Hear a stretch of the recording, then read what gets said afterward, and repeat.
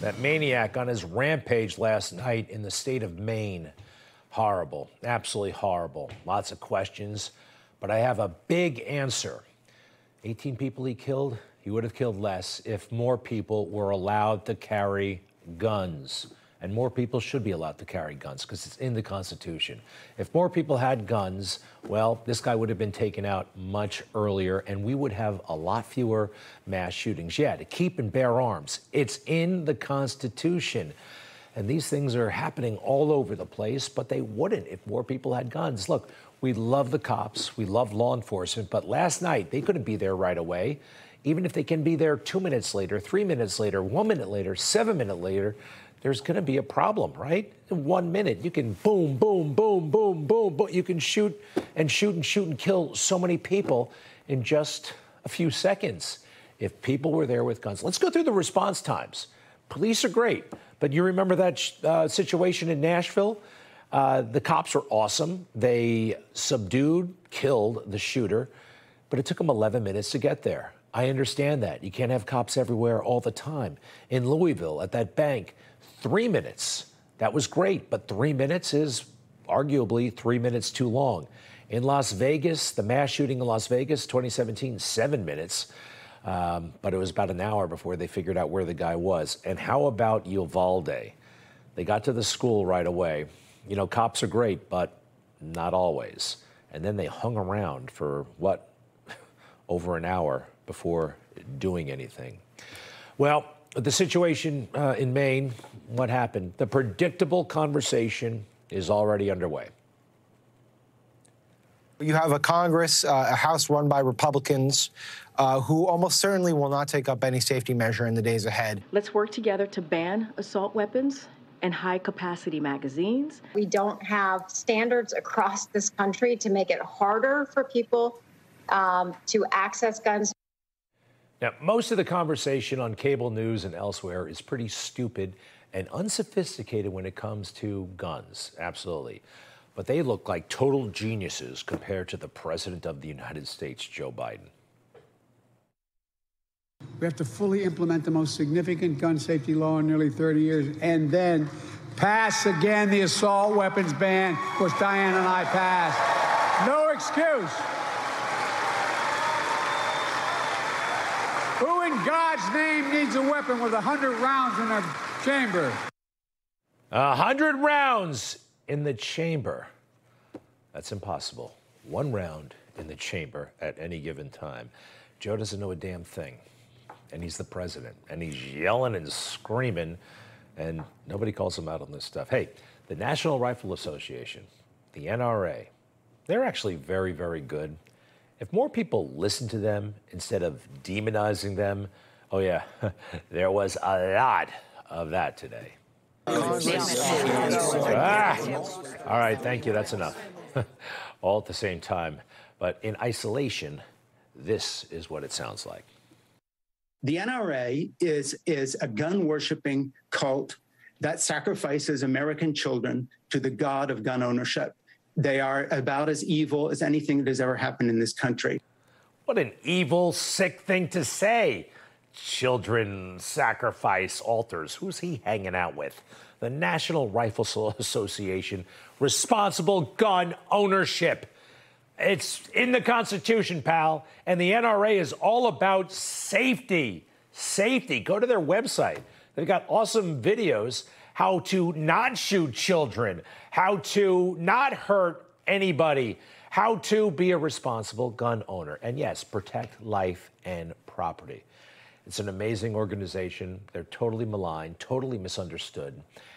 And why is it that we have such outrage today? I get it. You know, 18 people were killed in Maine, but people are killed all the time in America, especially in the inner cities, especially in places like Chicago, shooting capital of America.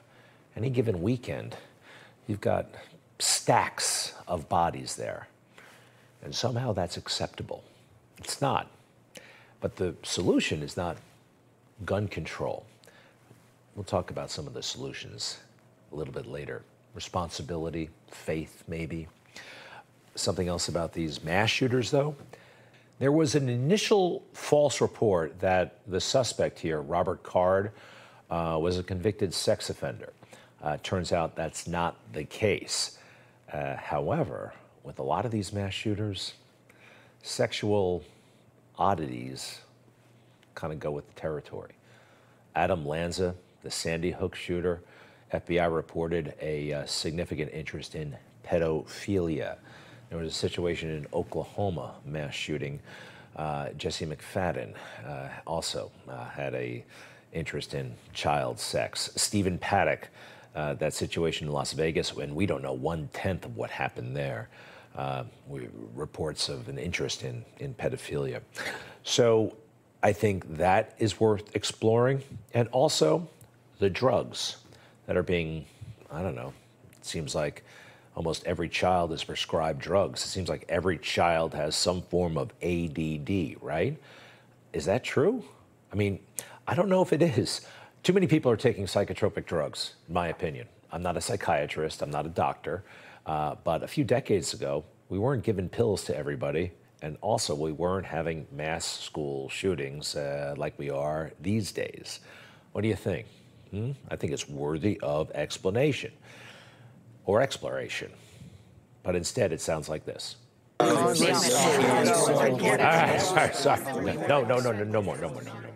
Because what they're not talking about, what they never talk about, what I talk about, is this. Those drugs come from Big Pharma. And why don't the media ever question Big Pharma? Here's the answer. By Pfizer. ABC News Nightline. Brought to you by Pfizer. Making a difference. Brought to you by Pfizer. CNN Tonight. Brought to you by Pfizer. Early Start. Brought to you by Pfizer. Friday night on Aaron You get Burnett. the picture, right?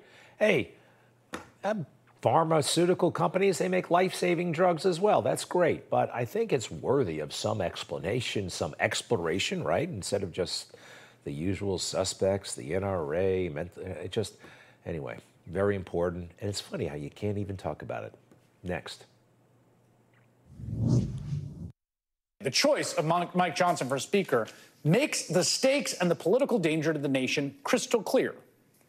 Mike Johnson is unambiguously in the far-right wing of the Republican Party on basically every issue. He appears to be an extreme right-wing ideologue. Meet your new House Speaker, America. His name is Mike Johnson. He's a leading election denier, an extreme right-wing religious ideologue, and most importantly, he loves him some Trump. He's actually a very normal, straightforward guy who is not right-wing. He's common sense.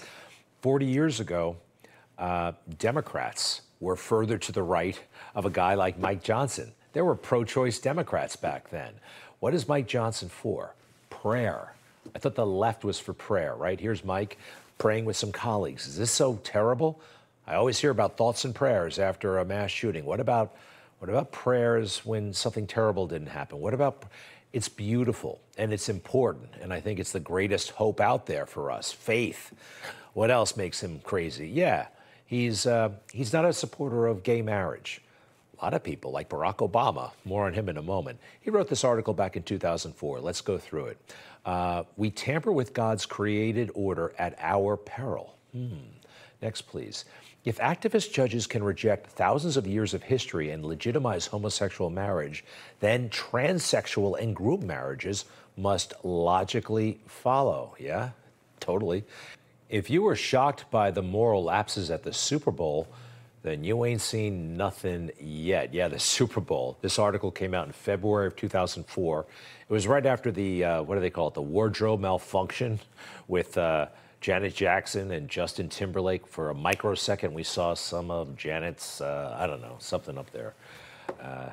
Fast forward to now. Cardi B and Meg Thee Stallion on Sunday night doing lesbian sex on stage at 8 o'clock at night on Channel 2, CBS. I mean, yeah, he was right. He was totally right. More from the prescient piece. Experts project that homosexual marriage is the dark harbinger of chaos and sexual anarchy that could doom even the strongest republic. And how? Look at where we are. This is now a civil right. Is this a civil rights issue, or is it evil? I go with evil. This is, I don't know. I don't know what to make of this stuff anymore. It's the new religion. Maybe there's a reason why even Democrats were opposed to gay marriage until a very short time ago.